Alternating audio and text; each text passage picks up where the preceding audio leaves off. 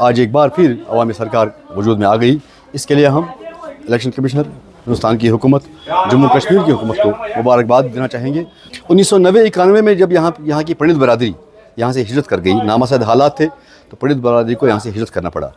اس وقت جموں کشمیر کے جتنے بھی دفاتر ہیں, جتنے بھی اسکول تھے, جتنے بھی مختلف محکمے تھے, ان میں پنڈت برادری کی ایک خاصی تعداد ملازم تھے. یہاں پہ بہت ساری مشکلات پیدا ہو گئے ان کے بغیر. تو اس وقت ہی حکومت نے فیصلہ لیا کہ کیوں نہ یہاں کے بے روزگار نوجوانوں کو, جو گریجویٹ اور پوسٹ گریجویٹ تھے, ان کی جگہ تعینات کر کے ایک تو بے روزگاری کا خاتمہ کیا جائے, اور دوسرا تاکہ یہاں کے عوام کو سفر نہ کرنا پڑے اور ملازمین کی جو تعداد تھی وہ کم از کم ان کی بھرپائی ہو سکتی تھی.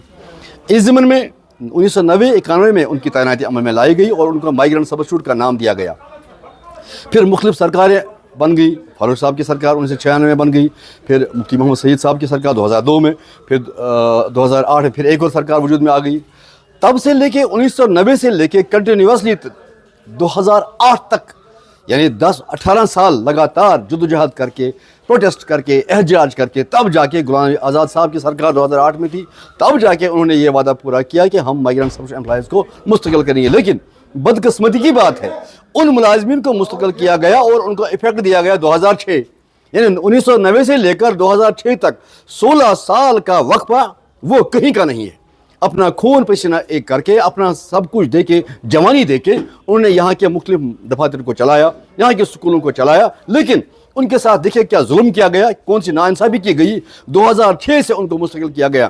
تب سے وہ ملازمین دہار لگا رہے ہیں کہ 1990 سے لے کر 2006 تک جو ہمارا سروس کیا رہے وہ کہاں پہ ہے.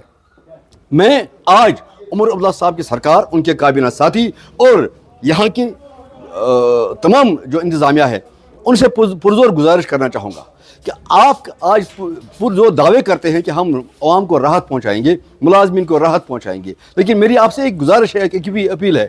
مائیگرنٹ سبسٹیٹیوٹ ملازم جو مختلف محکموں میں تعینات ہوئے تھے وہ ریٹائر ہو گئے, کچھ فوت ہو گئے, بنا ایساروں کے, بنا پینشن کے وہ چلے گئے.